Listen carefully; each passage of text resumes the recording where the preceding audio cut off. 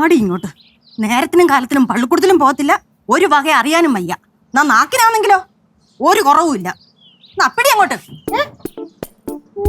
ഇതും ചെവി വെച്ചോണ്ടിരുന്നാ മതിയല്ലോ. നീ ഇവിടെ ചേച്ചിയല്ലയോ?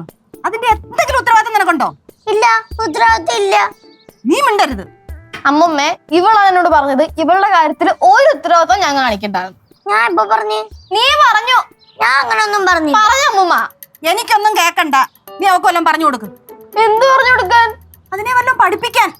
പിന്നെ ഇപ്പൊ ഞാൻ പഠിപ്പിച്ചിട്ട് ഇവിടെ നന്നായി പോയിട്ട് വേണം അടുത്ത പ്രശ്നം. അമ്മമ്മ, ചേച്ചി എനിക്കൊന്നും പറഞ്ഞു തരുന്ന.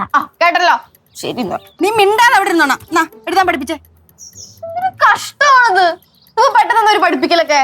ഞാനേ കടയിൽ പോകാൻ കനകത്തിന് ലിസ്റ്റ് എഴുതി കൊടുത്തോണ്ടിരിക്കുവായിരുന്നു.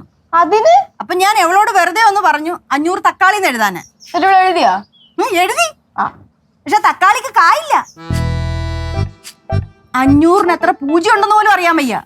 അമ്മമ്മ, ഇല്ലാത്ത കാര്യമൊന്നും പറയല്ലേ, അതൊക്കെ എനിക്കറിയാം. 3 അല്ലേ ഫസ്റ്റ്? നീ ഒരു സംഭവം തന്നെ മോളെ പാറു.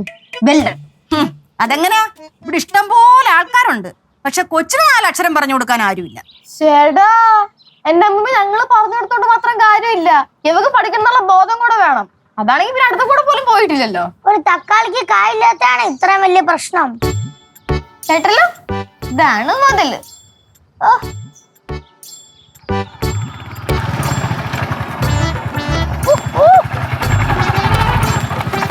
മുമ്മായി കൊച്ചുമോ ഭയങ്കര ഹാപ്പി ആണല്ലോ. ഇവരെന്തല്ലോ ലോട്ടറി അടിച്ച.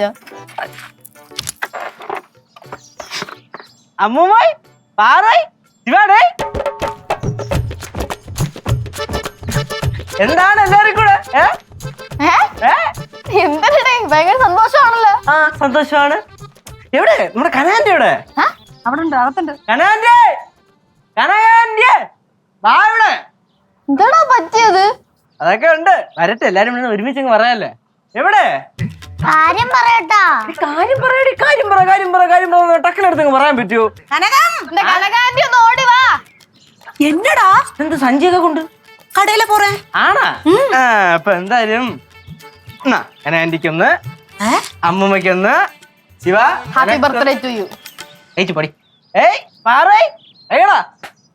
ഇനി നീ എന്താ കാര്യം ഒന്ന് പറയട്ടാ. ഞെട്ടല്ലേ, ആരും ഞെട്ടല്ലേ. മുമ്മോയ്, അമ്മൂമ്മയുടെ കൊച്ചുമോന്, അതായത് എനിക്ക് താൽക്കാലികമായിട്ടാണെങ്കിൽ പോലും ഒരു ന്യൂസ് ചാനലിൽ ജോലി കിട്ടി.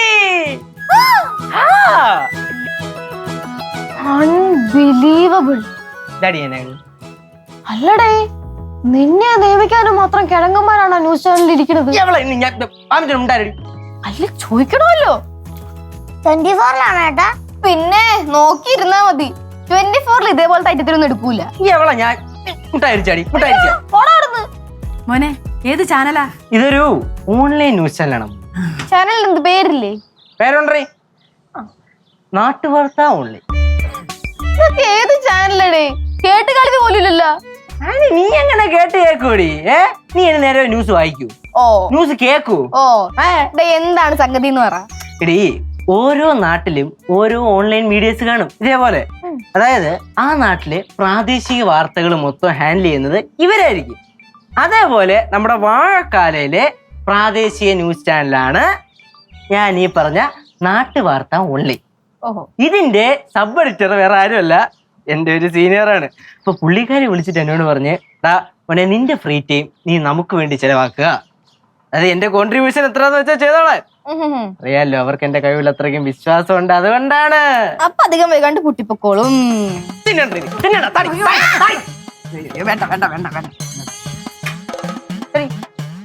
എന്തായാലും സമാധാനമായി. അങ്ങനെ എന്റെ ചേട്ടൻ ഒരു പത്രപ്രവർത്തകനുമായി. ഇതൊക്കെ കാണണം ദൈവമേ. என்ன சொன்னாலும் நம்ம கேஸும் சூப்பர் தான். സൂപ്പർ. പാറു, കണ്ടല്ല, നല്ലതുപോലെ പഠിക്കുവാണെങ്കിൽ കേശുചേട്ടനെ പോലെ വലിയ ആളാവാം. അമ്മ വേറെ നിർബന്ധിക്കൊന്നും വേണ്ട. അവൾ എന്നെ പോലെ തന്നെ ആവണമെന്നൊന്നുമില്ല. പിന്നെ പാറുപോയി, നീ എത്ര നന്നായിട്ട് പഠിച്ചാലും നീ എന്നെ പോലെ ആവാൻ പറ്റുമെന്ന് എനിക്ക് തോന്നുന്നില്ല. കാരണം അത് കുറച്ച് ബുദ്ധിമുട്ടാണേ. നിനക്ക് ഇത് ഞാൻ തരാൻ പാടില്ലായിരുന്നു. ചെന്നിട്ട് അമ്മൂമ്മ ഓ ഇനി എന്നെ ഡിസ്റ്റർബ് ചെയ്യാൻ വന്നേക്കും. ഇല്ല. കാരണം തിരക്കിട്ട മാധ്യമ പ്രവർത്തനത്തിലായിരിക്കും ഞാൻ. ഓ ഓക്കെ ഓ ശരി. Can I please? Okay.